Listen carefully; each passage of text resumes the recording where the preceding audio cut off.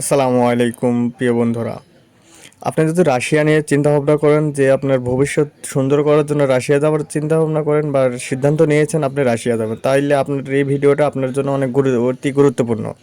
কারণ আপনাকে রাশিয়া যাওয়ার পরে যে বিষয়টা আপনাকে সর্বপ্রথম সম্মুখীন হতে হবে সেটি হচ্ছে আপনার ভাষা।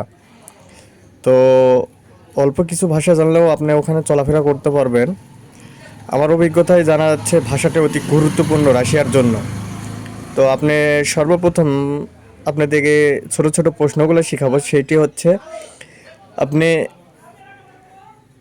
আমাদের বাংলাদেশে অধিকাংশ মুসলমান কান্ট্রি দেখে আমরা সালাম দিই, তবে এই রাশিয়াতে আপনার অধিকাংশ প্রায় 65% অমুসলিম, এক কথায় তারা খ্রিস্টান।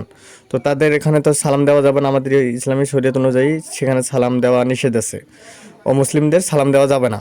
তো সেক্ষেত্রে আমরা তাদেরকে সম্মানের ক্ষেত্রে, কারণ তারা আমাদের অফিসের বস, তারা আমাদের অফিসের সুপারভাইজার, তারা আমাদের অফিসের একজন অতি গুরুত্বপূর্ণ, তাদের সঙ্গে তো আমরা খারাপ ব্যবহার করতে পারি না।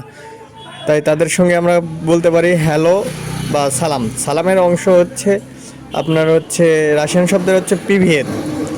প্রিভিয়েত অর্থ হচ্ছে সালাম, প্রিভিয়েত অর্থ হচ্ছে সালাম বা হ্যালো। তার প্রিভিয়েত আপনার রাশিয়ান লেখা আছে, তার অর্থ হচ্ছে উচ্চারণ প্রিভিয়েত। প্রিভিয়েত শব্দের অর্থ হ্যালো, কেমন আছো। তবে তাদের জন্য সালাম দিয়ে অবশ্যই আমরা জিজ্ঞাসা করতে হবে যে কেমন আছো। তার শব্দ হচ্ছে কাক দেলা, কাক দেলা, কাক দেলা, উচ্চারণ কাক দেলা। বাংলায় লেখা আছে আপনাদের সহজের ক্ষেত্রে, এবং আমি সুন্দরভাবে বুঝাই দিচ্ছি।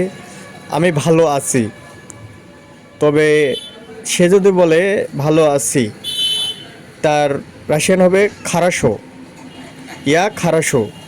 ইয়া খারাশো শব্দের অর্থ হচ্ছে আমি ভালো আছি, ধন্যবাদ। আপনি বলতে পারেন ধন্যবাদ, তার কথার যখন বলবে সে খারাশো, ইয়া খারাশো, আপনি বলবেন ধন্যবাদ। ধন্যবাদের রাশিয়ান হবে স্পাসিবা। স্পাসিবা শব্দের অর্থ ধন্যবাদ। স্পাসিবা বাংলায় লেখা আছে দয়া করে। দয়া করে হচ্ছে পাজা লুস্তা। পাজা লুস্তা শব্দের অর্থ হচ্ছে দয়া করে।